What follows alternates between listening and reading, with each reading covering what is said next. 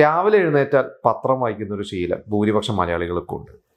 ഇപ്പോൾ കുറച്ച് കാലമായിട്ട് നമ്മൾ ഓൺലൈനിലാണ് കൂടുതൽ പുതുതലമുറയൊക്കെ വായിക്കുന്നത്. എങ്കിലും വായനാശീലം, വാർത്തകൾ അറിയുക എന്ന് പറയുന്നത് ഒരു മലയാളികളുടെ രക്തത്തിലുള്ളതാണ്. കോഴിക്കോട് ചാത്തമംഗലത്തൊരു വായനാശാലയിൽ അവിടുത്തെ ഒരു 8ഓളം വരുന്ന അവരുടെ മെമ്പേഴ്സിനെ ആദരിച്ച ഒരു വാർത്ത കഴിഞ്ഞ ദിവസം ഞാൻ കണ്ടിരുന്നു.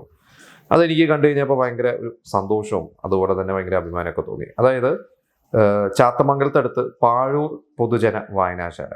ഈ വായനാശാല 1975 അവിടുത്തെ ഒരു ചെറിയൊരു ബിൽഡിങ്ങിൽ, അവിടെ ചെറിയൊരു മുറിയിലായിട്ടാണ് ഇവർ ആദ്യമായിട്ട് തുടങ്ങിയത്. അത് കഴിഞ്ഞ് 2000 ഒക്കെ ആയിപ്പോഴാണ് ഇവർക്ക് സ്വന്തമായിട്ട് ബിൽഡിങ്ങിൽ ഒരു വായനാശാല, അത് ശരിക്കുള്ള ഒരു വായനാശാല, ഒരു ലൈബ്രറി സെറ്റപ്പിലോട്ടൊക്കെ ഇവർ വന്നത്.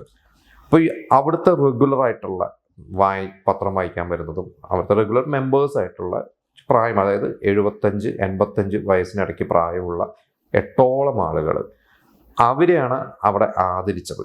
അതായത് അവർ പറയുന്നത് അവർ ചെറുപ്പത്തിലൊക്കെ ഇതേപോലെ തന്നെ ചായക്കടയിൽ പോയിരുന്നു. നമുക്കറിയാം, പണ്ട് എല്ലാ വീട്ടിലൊന്നും, ഇന്നൊരുവിധം എല്ലാ വീടുകളിലും പത്രങ്ങളുണ്ട്. അല്ലെങ്കിൽ ഇന്നിപ്പോൾ പത്രങ്ങൾ നിർത്തി ഓൺലൈനിലൊക്കെ വായിക്കുന്നത്. എങ്കിലും ഇന്നിപ്പോൾ ഒരു പത്രമൊക്കെ അഫോർഡ് ചെയ്യാൻ പറ്റുന്ന ഒരു മെജോറിറ്റി, ഒരു മിഡിൽ ക്ലാസ് ഫാമിലിക്കൊക്കെ എല്ലാവർക്കും പത്രങ്ങൾ അഫോർഡ് ചെയ്യാം. പണ്ടൊന്നും എല്ലാ വീടുകളിലൊന്നും പത്രങ്ങളില്ലായിരുന്നു.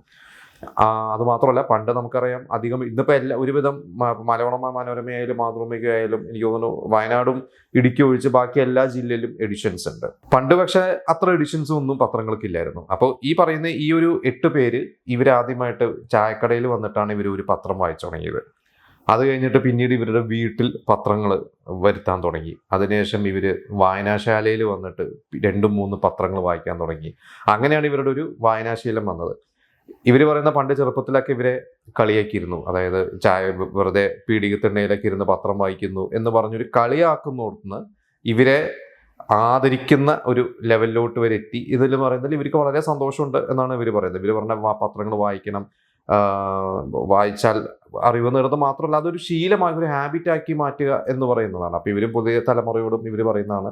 അപ്പോൾ കോഴിക്കോടുള്ള ഈ പറയുന്ന ഈ ഒരു വായനാശാലയുടെ ഈ പറഞ്ഞ പോലെ അവർ 75 തുടങ്ങിയ ഒരു വായനാശാല ഇത്ര 50 വർഷം എത്തി നിൽക്കുമ്പോൾ വളരെയധികം എന്താ പറയുക, വളരെ അവർക്ക് ആ നാട്ടുകാർക്കൊക്കെ തന്നെ വളരെ അവർക്ക് എല്ലാവർക്കും ഭയങ്കര പ്രിയപ്പെട്ടവരായി മാറി ഈ 8 പേര് എന്നുള്ളതാണ്. അപ്പം എന്തായാലും നിങ്ങളും ഓൺലൈനിൽ പത്രം വായിക്കുന്നവരാണെങ്കിലും ഞാൻ പറയുന്നത് നിങ്ങളല്ലാത്ത ശരിക്കുള്ള ഹാർഡ് കോപ്പി തന്നെ പത്രം വരുത്തി വായിക്കണം.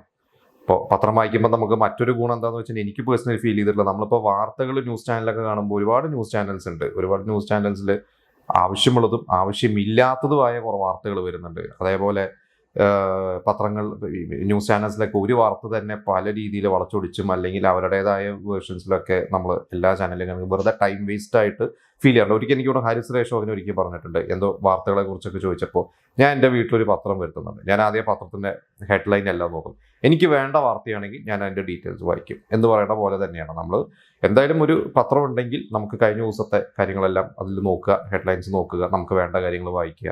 നിങ്ങൾക്ക് പ്രത്യേകിച്ച് പഠിക്കുന്ന കുട്ടികളാണെങ്കിൽ, അല്ലെങ്കിൽ നമ്മൾ ഒരുപാട് വേറെ പരീക്ഷകൾക്കോ PSC പോലത്തെ പരീക്ഷകൾക്കോ SSC പോലത്തെ പരീക്ഷകൾക്കൊക്കെ പ്രിപ്പയർ ചെയ്യുന്നവർക്കും വളരെ ആവശ്യമാണ് പത്രം എന്ന് പറയുന്നത്. പിന്നെ നമ്മൾ റെഗുലർലി വായിച്ചു കഴിഞ്ഞാൽ അതിൻ്റെ ഒരു ഗുണം, ഇത് പറഞ്ഞു ഏതോ ഒരു അധ്യാപകൻ പറഞ്ഞിട്ടുണ്ട്, ഞാൻ അദ്ദേഹത്തിൻ്റെ പേര് മറന്നു. അദ്ദേഹം പറഞ്ഞത്, നമ്മൾ ഒരു വാർത്തയെക്കുറിച്ച് വായിക്കുമ്പോൾ അല്ലെങ്കിൽ ഇപ്പോൾ ഒരു എക്സാംസിനൊക്കെ പ്രിപ്പയർ ചെയ്യുന്ന, നമ്മളിപ്പോൾ പറയുമ്പോൾ ഒരു ബാങ്ക് റിലേറ്റഡ് ആയിട്ടുള്ള എക്സാംസിനെ കുറിച്ചൊക്കെ പ്രിപ്പയർ ചെയ്യുന്ന ഒരു ബിസിനസ് കോളത്തിലുള്ള ഒരു വാർത്തകൾ റെഗുലർലി വായിച്ചു കഴിഞ്ഞാൽ നമ്മുടെ മനസ്സിൽ അത് പതിയും.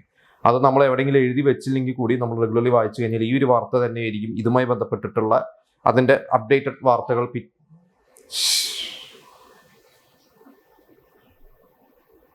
കേട്ടു, ഞാൻ കേട്ടു.